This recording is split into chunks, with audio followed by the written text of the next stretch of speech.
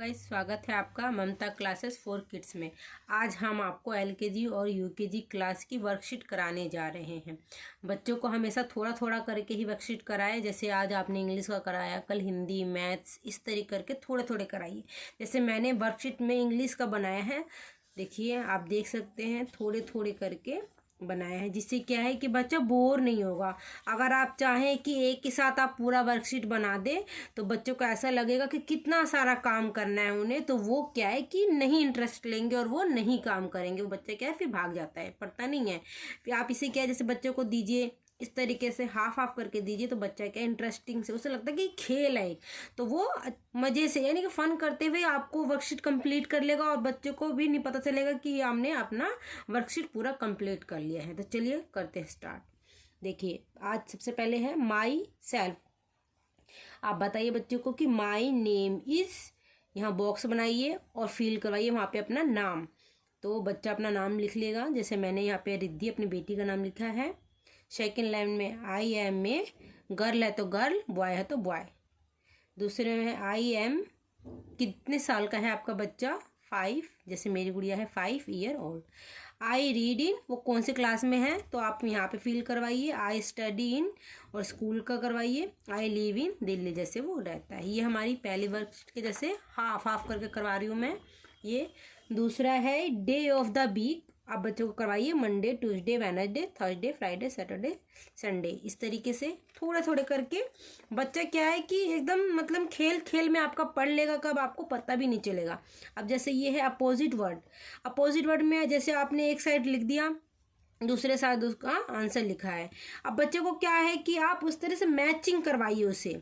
जैसे कि आपका डाउन हो गया, न्यू का ओल्ड हो गया, नियर का फार हो गया, गुड का बैड, यस का नो, इन का आउट और स्लो का फास्ट हो गया।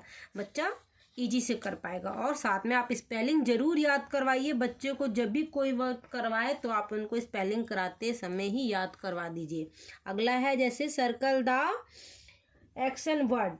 जैसे कि यहाँ पे डॉग है, कैट है, ईट। इसमें से कौन सा एक्शन वर्ड है बच्चों को बताइए कि सर्कल करना है। जैसे डॉग एनिमल है, कैट एनिमल है, ईट जो है एक एक्शन वर्ड है, तो इसको सर्कल करवाइए। इस तरीके से वर्कशीट बनवाइएगा बच्चों को, तो बच्चे कभी भी मिस्टेक नहीं करेंगे। जैसे अब ये है use of in, on, under. तो यहाँ पे जैसे मैंने कुछ लाइनें लिखी है, इसके बीच में मिक्सिंग कर रखा है। जैसे इन कहाँ आना है, ऑन कहाँ आना है, ये करवा रखा है मैंने। तो जैसे कुछ फिगर बना रखे हैं, आपको बच्चों को फिगर के साथ समझाने में इजी रहता है। जैसे कि the pen is dash the table. अब क्या है, टेबल के नीचे कोई चीज़ जब किसी के नीचे होती है तो वो अंडर होती है। बच्चों को आपको बताना है कि कोई चीज़ नीचे होती है तो अंडर होता है, किसी चीज़ के अंदर होता है तो इन, और किसी चीज़ के ऊपर होता है तो ऑन। तो ये हम बच्चों को छोटे छोटे पार्ट में जो है उनके डिवाइड करके आपको एक वर्कशीट कंप्लीट करवा देंगे। जैसे कि राइमिंग वर्ड है।